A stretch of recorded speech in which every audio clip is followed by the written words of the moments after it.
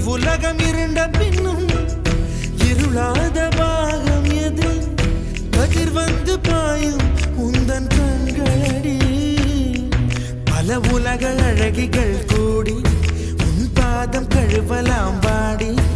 என் தளிர் மலரே என்னும் தயக்கம் என்ன என்னை புரியாதா